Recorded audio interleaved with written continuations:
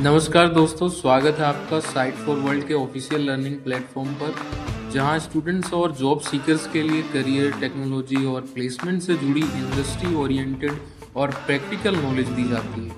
अगर आप अपनी स्किल्स को नेक्स्ट लेवल तक ले जाना चाहते हैं तो आप बिल्कुल सही जगह पर आए हो। चलिए शुरू करते हैं आज का इम्पोर्टेंट सेशन। नमस्ते स्टूडेंट्स, आज का टॉपिक है ऑपरेटिंग सिस्टम प्रोसेसेस और स्केड्यूलिंग। बहुत ही इंटरेस्टिंग और इम्पॉर्टेंट टॉपिक है। आप रेडी हो?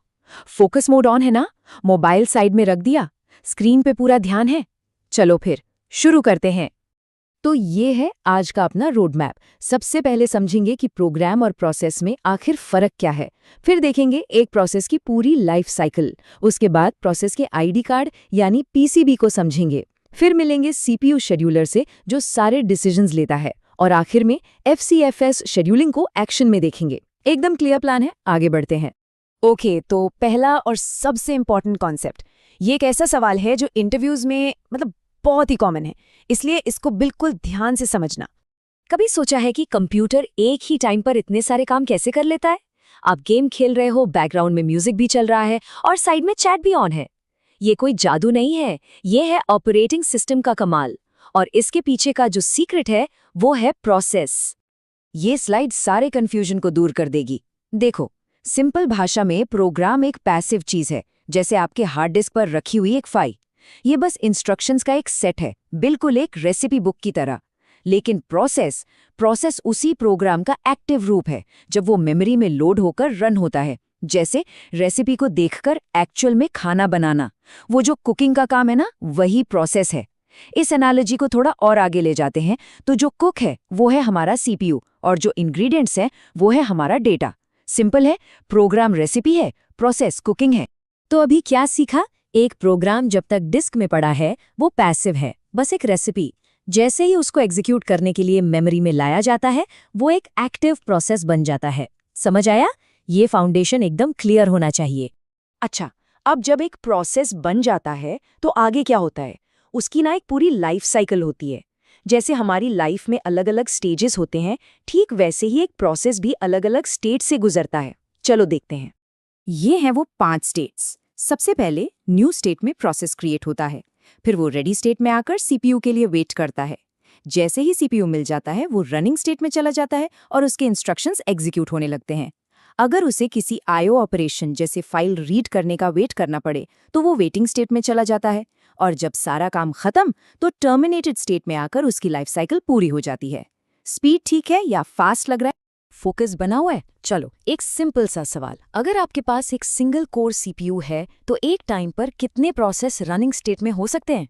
सोचो। सिर्फ एक? बिल्कुल, क्योंकि कोर एक है तो एट एनी गिवन इंस्टेंट वो एक ही प्रोसेस को रन कर सकता है। मल्टीटास्किंग का जो इल्यूजन क्रिएट होता है वो बहुत फास्ट स्विचिंग की वजह से होता है। ओके, तो अब इतने सारे प्रोसेसेस हैं, कुछ रेडी स्टेट में, कुछ रनिंग में, कुछ वेटिंग में। ऑपरेटिंग सिस्टम इन सब को ट्रैक कैसे रखता है? कंफ्यूजन नहीं होता उसको? इसके लिए ओएस एक बहुत ही स्पेशल डेटा स्ट्रक्चर यूज करता है। हर प्रोसेस का ना अपना एक आधार कार्ड होता है, जिसे हम टेक्निकली प्रोसेस कंट्रोल ब्लॉक या पीसीबी कहते हैं। ऑपरेटिंग सिस्टम के लिए हर प्रोसेस की पहचान यही पीसीबी है। इसमें प्रोसेस की सारी जरूरी जानकारी स्टोर होती है। पर इस आधार कार्ड में ऐसी क्या-क्या इन्फॉर्मेशन होती है जो इसे इतना इंपॉर्टेंट बना देती है? तो इस पीसीबी में होता क्या-क्या है? देखो, प्रोसेस का करंट स्टेट यानी वो रेडी है, रनिंग है या वेटिंग में। फिर प्रोग्राम काउंटर जो बताता है कि अगला इंस्ट्रक्शन कौन सा एग्जीक्यूट करना है। सीपीयू रजिस्टर्स की सारी वैल्यूज, स्केड्यूलिंग की इन्फॉर्मेशन, मेमोरी उसे कहाँ अलॉट हुई है और आईओ डिवाइसेस का स्टेटस। मतलब सब कुछ ओएस इसी आधार कार्ड को देखकर सारे फैसले लेता है। सिर्फ देख रहे हो या समझ भी रहे हो? अगर इंटरव्यू में पूछा गया why is the program counters value in the PCB so critical for context switching, तो क्या जवाब दोगे? सोचो। प्रोग्राम काउंटर बिल्कुल एक किताब में लगे बुकमार्क जैसा है।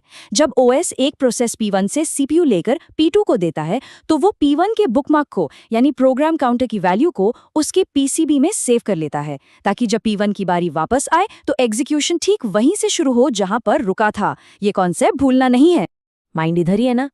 चलिए अब उस कंपोनेंट से मिलते हैं जो ये सारा डिसीजन लेता है कि भाई कौन सा प्रोसेस रेडी क्यू से उठकर सीपीयू पर रन करेगा, ये फैसला कौन करता है? ये काम है CPU स्केड्यूलर का। तो CPU शेड्यूलर, जिसे हम शॉर्ट टर्म शेड्यूलर भी कहते हैं, उसका बस एक ही काम है, रेडी क्यू में से एक प्रोसेस को पिक करना और उसे CPU दे देना। और ये काम बहुत बहुत तेजी से होता है, मिली सेकेंड्स में, ताकि CPU 1 सेकेंड के लिए भी खाली ना बैठे। ध्यान से सुन रहे हो? अब आने वाला है प्रैक्टिकल पार्ट। अभी तक जो थ्योरी पढ़ी है ना, उसको रियल एग्जाम्पल में अप्लाई करेंगे, तो पूरा फोकस चाहिए। अब देखते हैं प्रैक्टिकली शेड्यूलिंग कैसे काम करती है।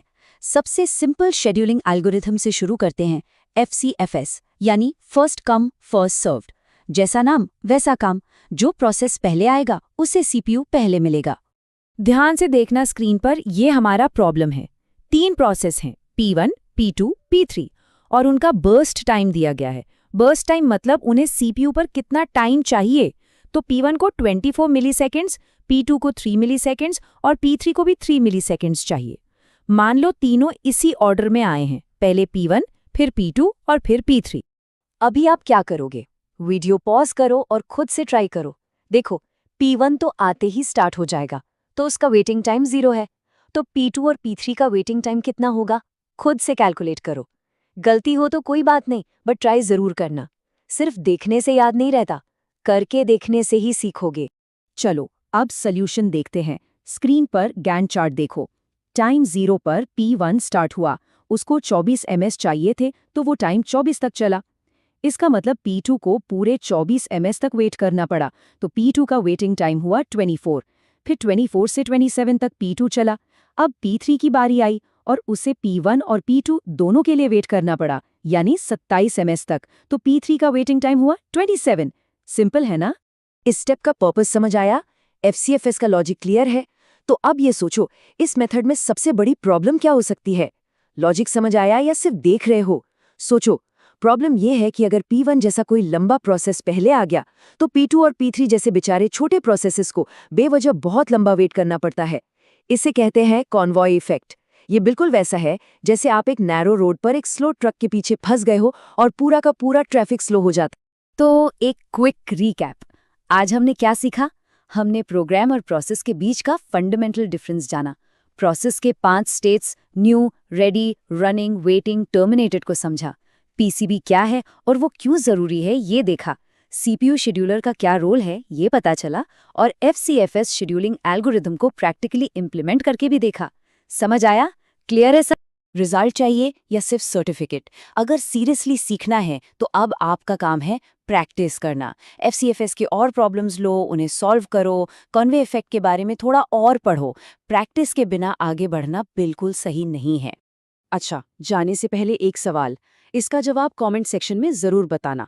वाई इज़ FCFS शेड्यूलिंग अहम? अक्सर एक बुरा चॉइस होता है मॉडर्न टाइम शेयरिंग सिस्टम्स के लिए, जहां पर यूज़र इंटरैक्शन बहुत इंपॉर्टेंट होता है। सोचो इसके बारे में। अगर आज का सेशन क्लियर है, तो नेक्स्ट सेशन में हम और एडवांस्ड CPU स्केड्यूलिंग एल्गोरिदम्स देखेंगे, जैसे शॉर्टेस्ट जॉब फर्स्ट यानी SJF, प्रायोरिटी स्केड्यूलिंग और राउंड रॉबिन। ये एल्गोरिदम्स FCFS की प्रॉब्लम को सॉल्व करते हैं। रेडी हो ना नेक्स्ट स्टेप के लिए? All the best, keep learning. हमारे चैनल को सब्सक्राइब कीजिए और वीडियो को अपने दोस्तों के साथ शेयर जरूर कीजिए। कमेंट सेक्शन में अपना डाउट या नेक्स्ट टॉपिक लिखना मत भूलिएगा।